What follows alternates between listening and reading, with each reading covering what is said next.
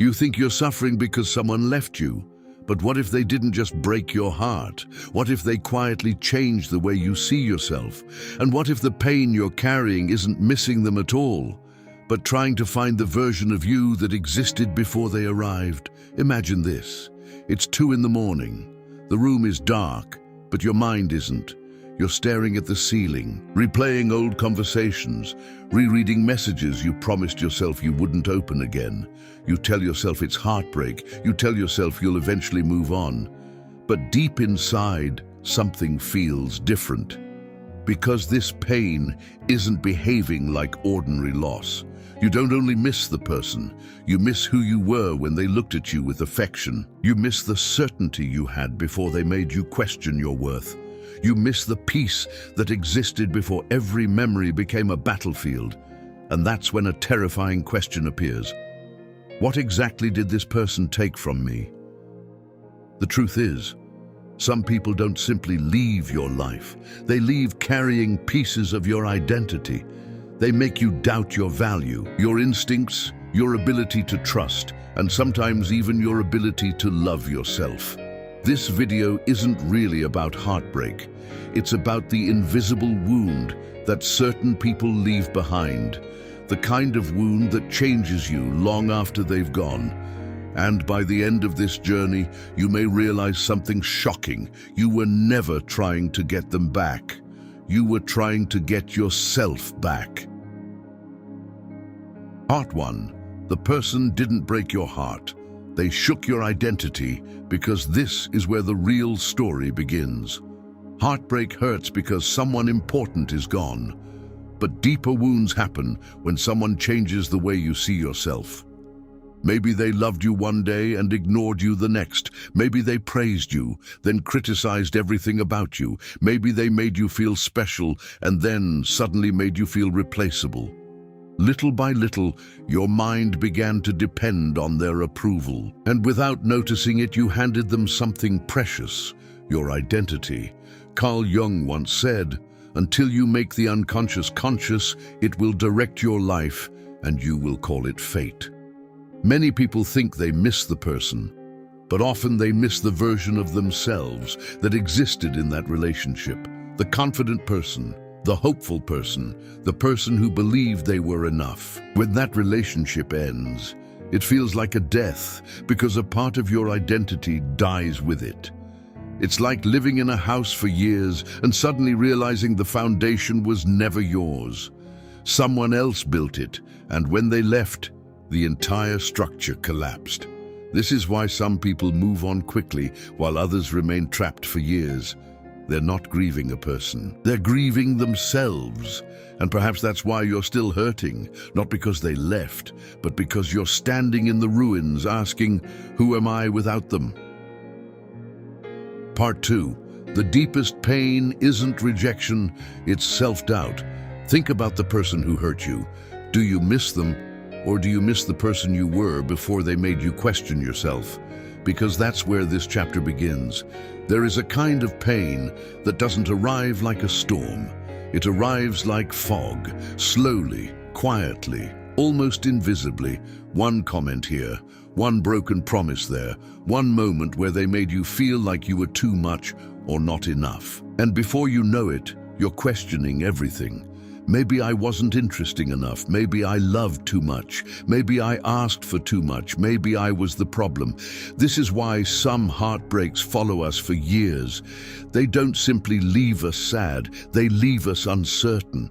You start doubting your instincts. You doubt your ability to trust. You doubt whether anyone could ever truly love you.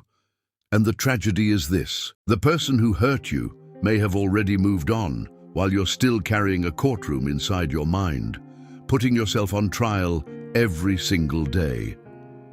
The philosopher Friedrich Nietzsche once wrote, "He who has a why to live can bear almost any how."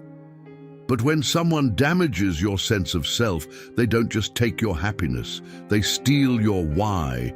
You wake up and no longer understand your value. You become a stranger to yourself. Imagine carrying a compass your entire life, and suddenly someone places a magnet beside it.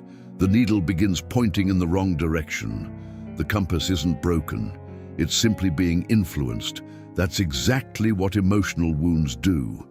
They convince you that your worth depends on another person's opinion, but your value never lived inside their approval.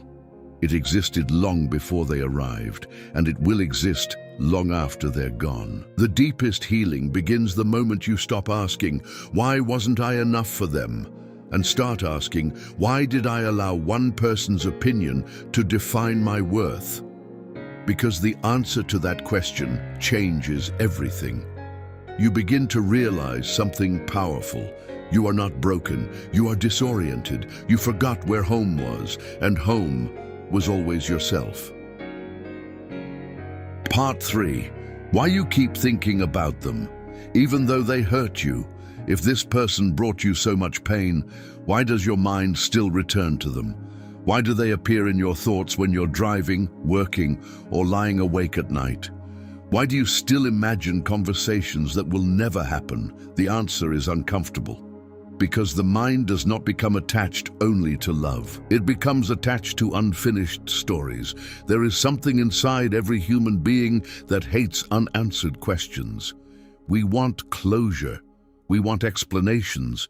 We want to know why someone changed, why they left, and why we weren't enough to make them stay. But sometimes there are no satisfying answers, and so the mind keeps returning to the memory, hoping that one more replay will finally make everything make sense.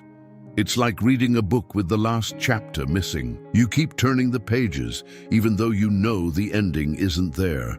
This is why some people become addicted to memories, not because the relationship was beautiful all the time, but because it was unpredictable.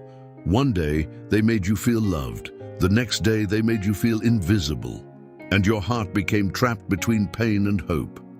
The philosopher Carl Jung believed that what we resist often persists. The more you fight the memories, the stronger they become. The more you demand answers, the louder the questions grow, and so you remain emotionally tied to someone who may no longer even be thinking about you. But here's the truth that changes everything. You don't need every answer. You don't need every apology. You don't need to understand every reason, because closure is not something another person gives you. Closure is the moment you stop waiting for them to explain why they hurt you and start deciding that your peace matters more than your questions. One day you'll realize something strange. You weren't holding on to them. You were holding on to the hope that the story would end differently.